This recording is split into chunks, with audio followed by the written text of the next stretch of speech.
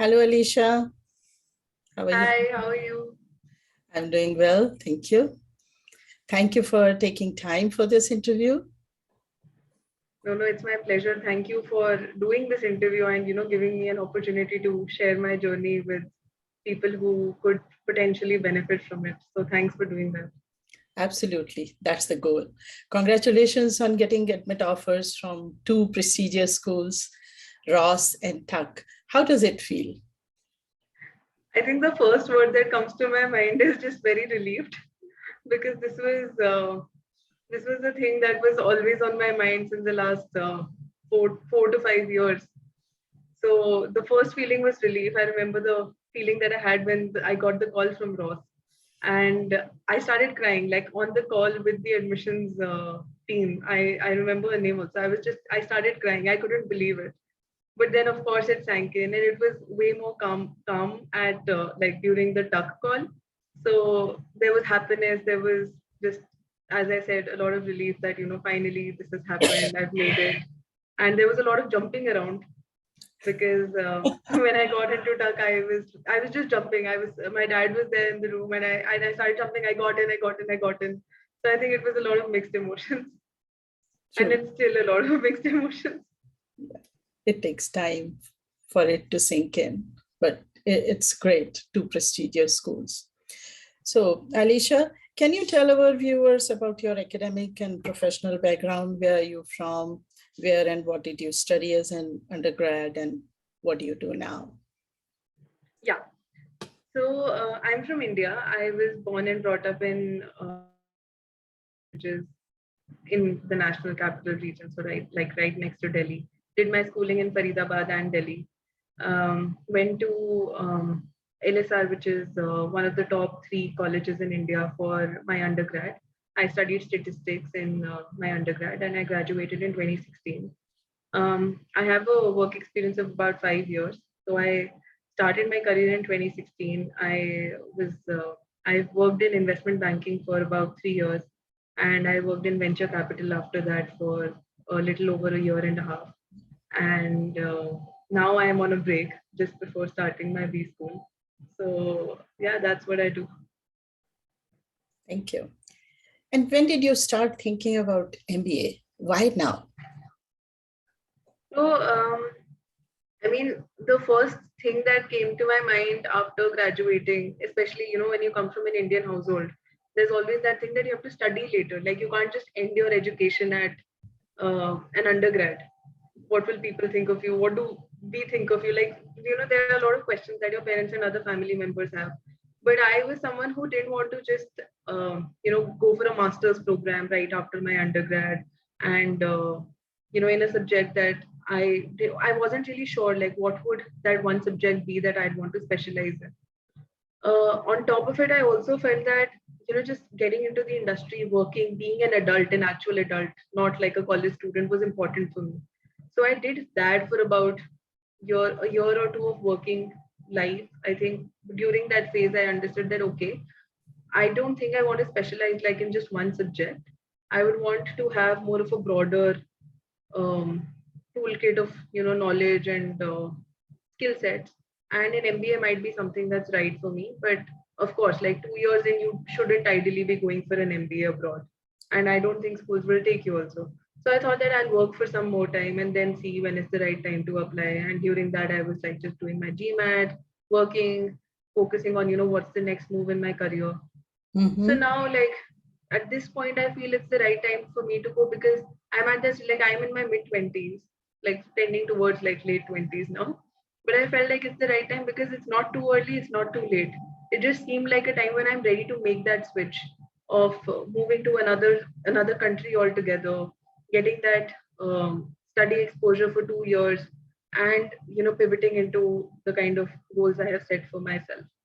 So I have enough knowledge and experience and skill sets from the fields I was in earlier and an idea of where I want my life to go next. So an MBA right now seemed like the perfect time to, start. I totally agree with you. This is the best time to go for an MBA. And the best decision you took was not to go for an MBA soon after graduating. So, honestly, I mean, slightly controversial opinion, I guess, but I don't really find the value of going for a course like an MBA right after undergrad. And I think we have discussed this yeah, because, we were like so actively in touch during the admission cycle. So, my thinking over here, but I'm just saying yeah, it on a public forum right now. I think, like, right after your career, like, what do you even know? You've not experienced anything in the professional world to go for a master's of business administration. Like, I don't exactly. think you should be doing that. Now, at this stage in your career, you have a clarity on what you want to do now. Yeah.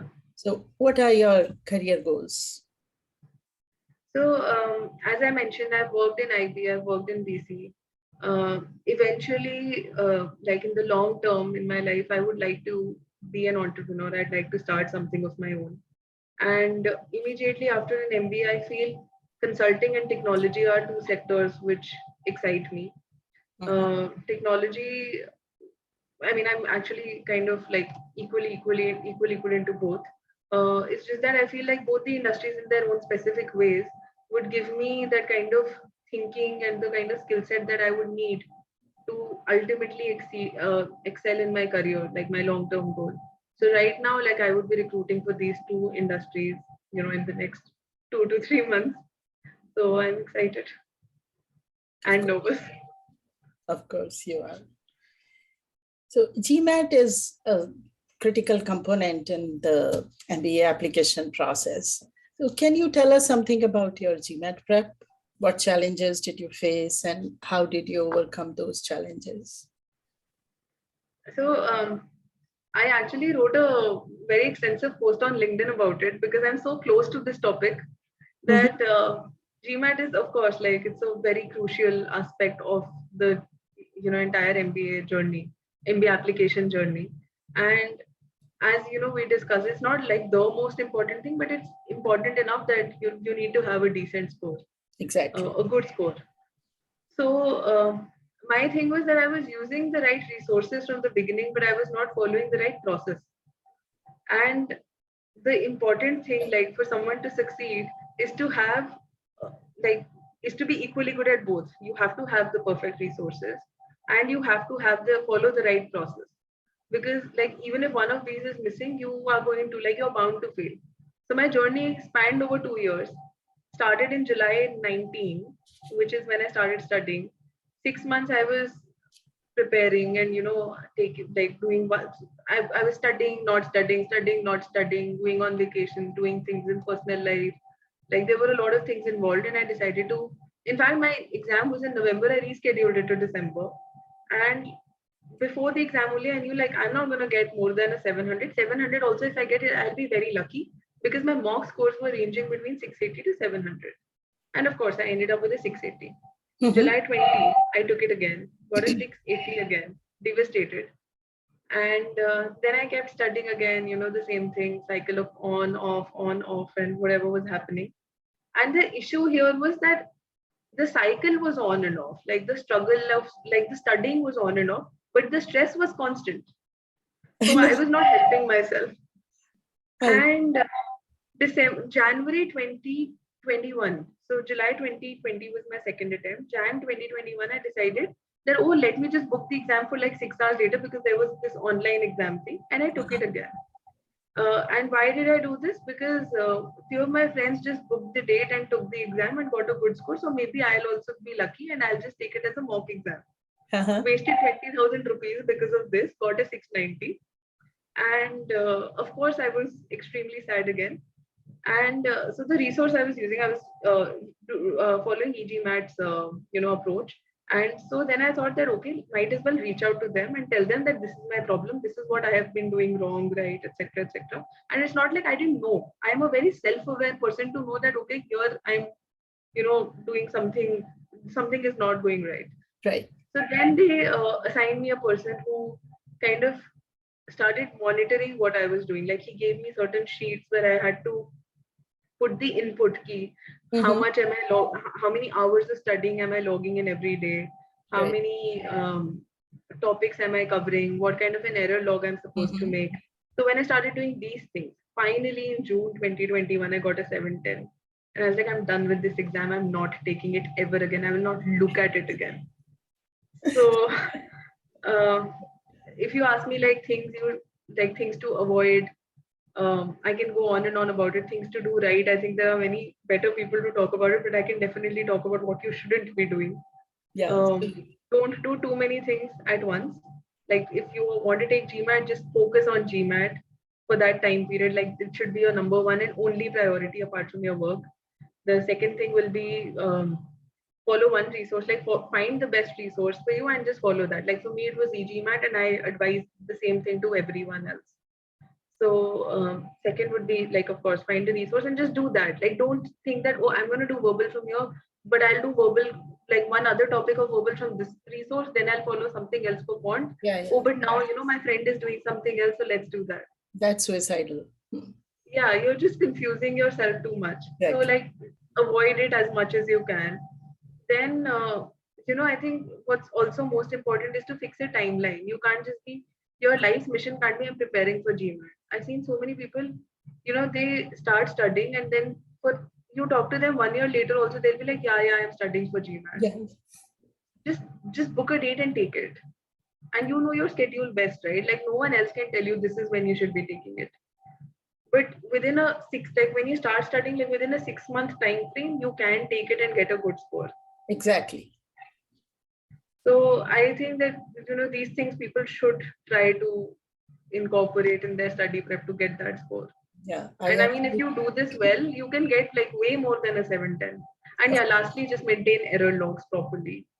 And people don't understand, like just error log does not mean this question and yeah, I got it wrong. It has to be a very in-depth version of why you made that mistake. So people skip that, but it's very important. And I think these things can make people get that 730, 740, 50 kind of score. Of course. Thank you.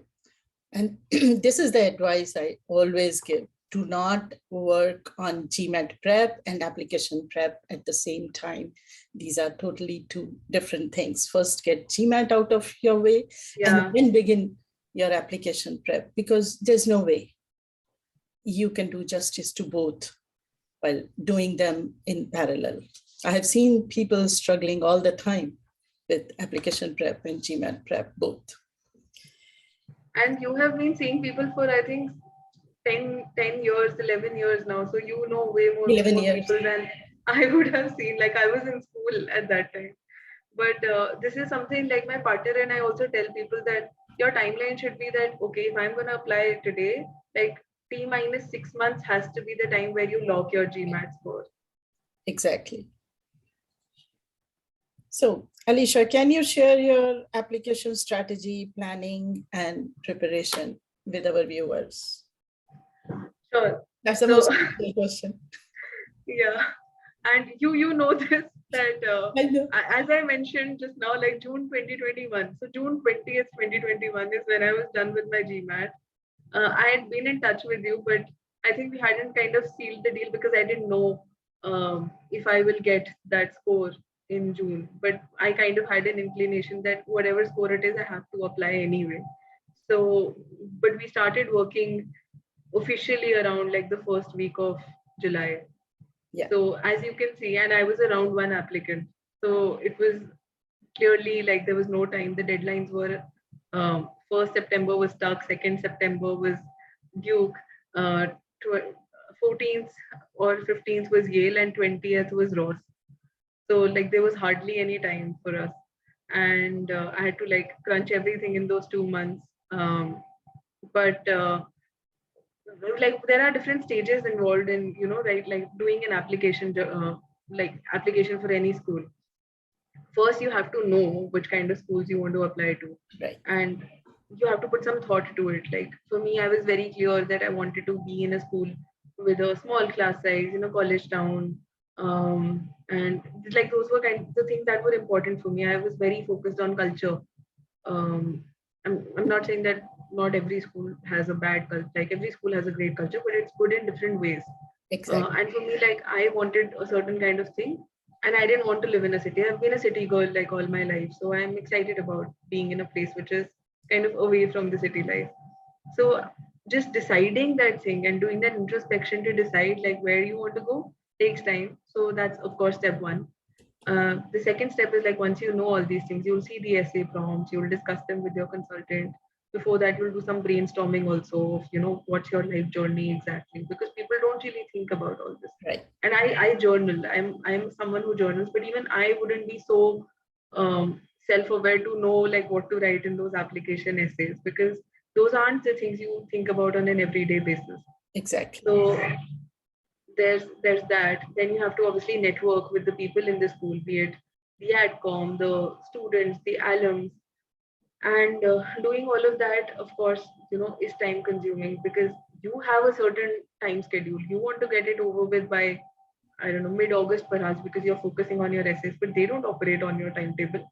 The first years haven't gone to the school yet, so they can't really tell you what's special about this club, that club, etc. They can just give you some application strategies or something. The second years are in their internships. The alums, like at least the alums who have just graduated, are starting their new jobs. They're also like in between a major life move from the campus to the city, starting a new life. So if you so for me, if I started early, I think it would have been slightly more peaceful for me.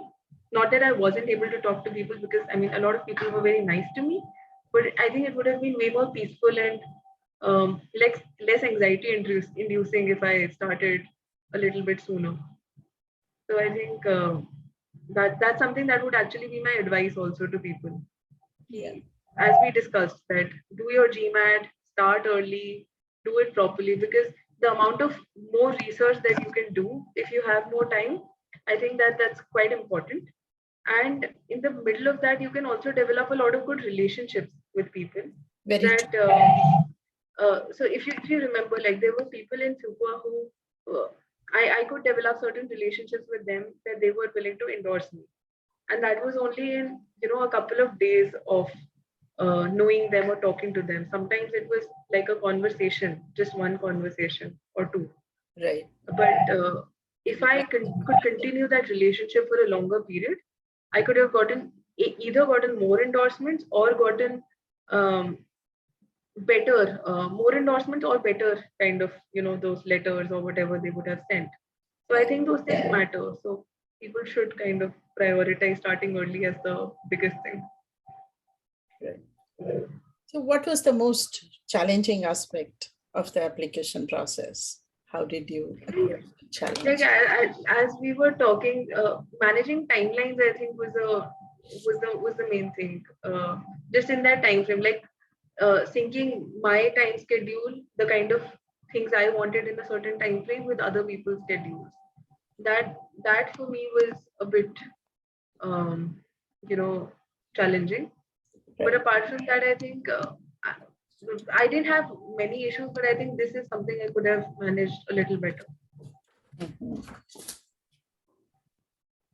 So this is something that you feel you could have done better during the And I think life would have been simpler for you and me both. True. Alisha, you were accepted into two prestigious programs, Tuck and Ross, but you decided in favor of Tuck. How is Tuck the best school for you? So I think you remember, like we were having this conversation because I called you, like when I got into Ross, as in I updated you, and we did have a call also after that. And when I got into Tuck also, like I think you responded to my email immediately, because I think we both were very excited by that. Of course. Uh, so I think it was a very, very close call, because I was equally excited about both schools. I mean, there's no way you can attend both schools, but I really wanted to like make it happen that can I go to both, 1 year at one and the other at the other one. But with Tuck, as you can see, like my background is the campus, right? And it's something. It's exactly like my dream vacation place. Also, I'm an avid traveler. Whenever I'm going, I look for places like in the midst of nature where I can hike, bicycle, and just go for long walks. And so this seemed like an ideal place from that sense. And because it was such a close call and a gut feeling that I had to base it on these things that, what's the location like? Where will I kind of enjoy more in terms Mhm. of the vibe outside of class? Because inside classroom kind of thing is the same. Like the niceness factor, the collaborative factor, like the cultural aspect, I think is more or less the same. It's not very different. In fact, when I was talking to the students also last year during the application cycle, I kind of got the almost the same equal level of warmth from both the schools. In fact, also the other schools that I Oh, applied to. So because the school choice was such. So I think the decision was a difficult one, as we know, and it was just based on little things like this, like where right. will I be happier surrounding wise. And I think because my partner and I are going together, and he was leaning a little more towards duck, so Mhm. that made things easy. So that's the most amazing thing that both of you, both you and your partner, are starting your Yeah, career journey at the same school. That's yeah, a blessing. So let's talk about your volunteering experiences. I found your volunteering experiences intriguing. Would you like to share details about your volunteering efforts with our viewers? yeah. So I've been involved in different kinds of community services since school, like 2011, 10, 11. At that time, it was still more limited because I was like in school, you focus way more heavily into on academics because you want to get that perfect board exam score, and Right. you're limited to the locations where your parents can take you, because I was someone who's not allowed to go out a lot, in terms like you can't just go 15 kilometers away by yourself. So then in college, I started volunteering Yeah. more actively. I was involved with an organization where I went to a village in Rajasthan, and I spent 2 weeks in my vacations over there, and I was working towards development of the communities and kind of helping the women in the community reach a certain level of economic independence. And I continued my association with that same organization for a while, actually, like at least till college and a little more after that as well.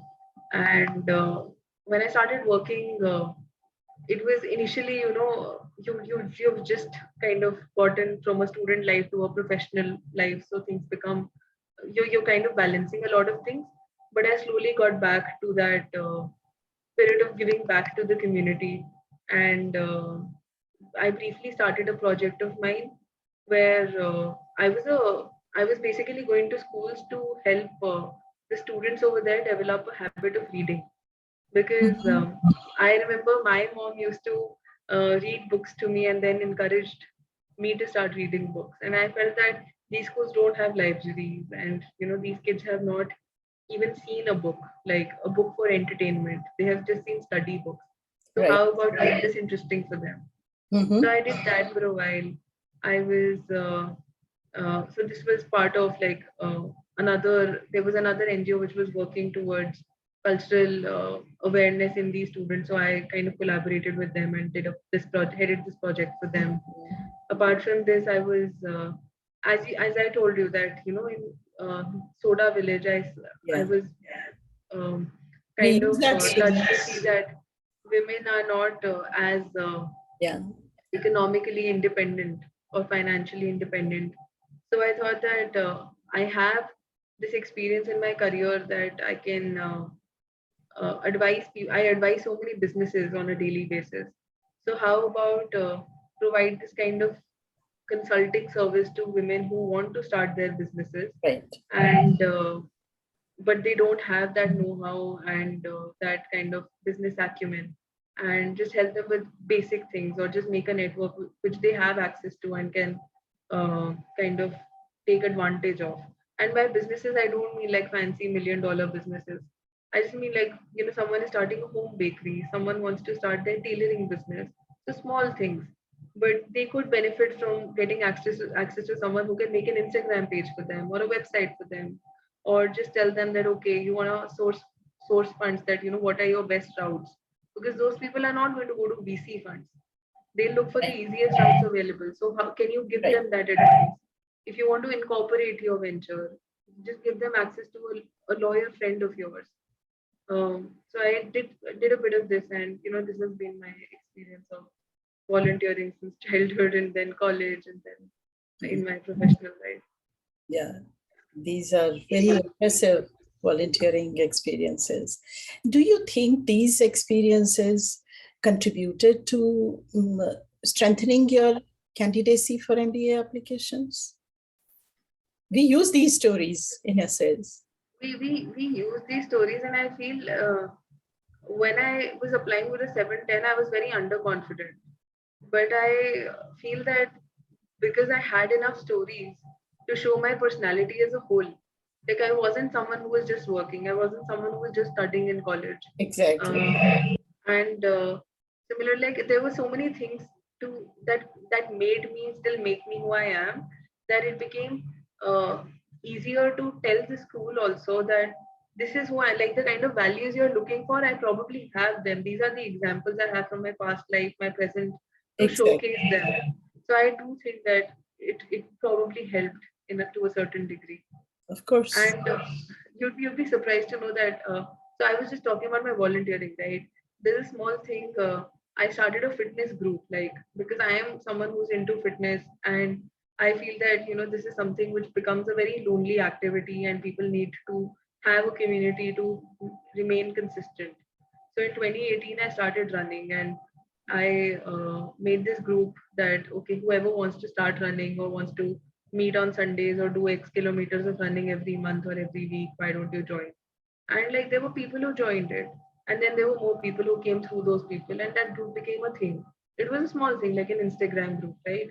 But I had mentioned this that on my CV, like in other interests, that um, created a fitness group of something, fitness support group or something. Like there was a line item. And in my talk interview, that was the part which seemed the most exciting to my interview. Like that was something Uh-huh. she started with. So these things you don't Of really, course. uh, uh, like how would she even get to know that this is something about my personality, which A, if I don't even do it, and B, like if I don't write about it. So I feel like every little or big thing that you have Of done, course. you should write it. You don't have to just That, start an NGO, help 500 people or something. You don't have to do everything at scale. Little efforts also count. of course. That's a valuable advice. That's why, So I seven, learned it from you. yeah, that's why when you were thinking of retaking GMAT after 710, I was like, don't worry about it. Because I was very, very confident, super confident about your stories, both personal and professional stories. And you were very clear about your goals. So, and you did everything that I advised you to do and took extra pains, made extra efforts in reaching out to students, attending events. So all that pays. It's not only getting 10 to 20 extra numbers in GMAT, it's a combination of factors that Yeah, contributes to your success. And that will be the most valuable, most precious advice you would give to the audience who are, definitely. yeah, who are aspiring for top 10 schools, Ivy League schools. So I was thinking of asking you about your interests, other interests and hobbies. You have already talked about one. Do you want to talk about other interests and hobbies that you have? Traveling, something about I, traveling. I love to travel. In fact, I've spent the break that I've had after leaving my job. Mostly, I've been traveling only. I got married in February. Congratulations. Thank you. Then I went to the Middle East. My mom stays in the Middle East, so Mhm, I was there with my husband for about 2 weeks. Then we were off to Europe for like a month, mhm. and then I went to Kashmir with my mom. That's a place like I've always dreamt of going, so I am very happy to tick that item off my bucket list. And now recently again we were off to the hills because it was too hot in Delhi, so we thought let's just go to the hills. So we were off for a kind of a romantic retreat or a getaway. Mhm. So that's the extent to which I love traveling, that I am taking out all my struggles of the last 2 years, which I think are very common to everyone, of not being able to go out as much. And I've just been traveling very extensively. I like to read. I love cooking. Mhm. Um, and I know that now that I'm moving to another country, this is something I'll be That doing will a come lot. back. That will come in handy, of Yeah, course. so the best thing is that when my friends were moving abroad, they were still learning how to turn the gas stove on.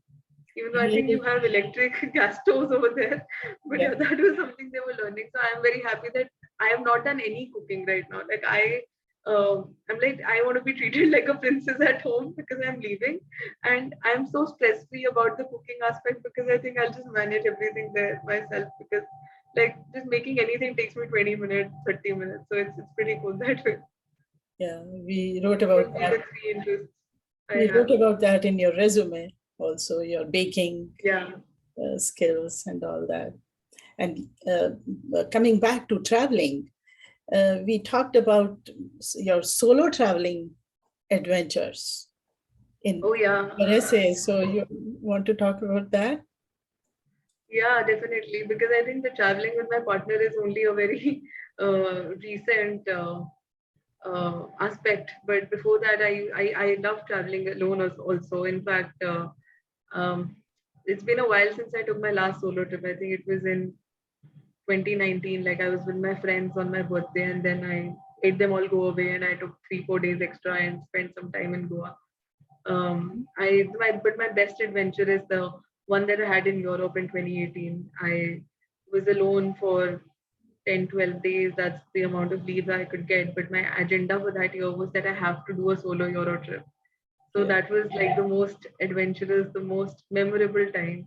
of Had course. a blast, met so many people, made friends, learned a lot of things, made many spontaneous plans. So Yeah, you shared that story in your Duke 25 Random Things essay. yeah, I remember yeah, that. there was, yes, Yeah. that essay is quite tough to crack.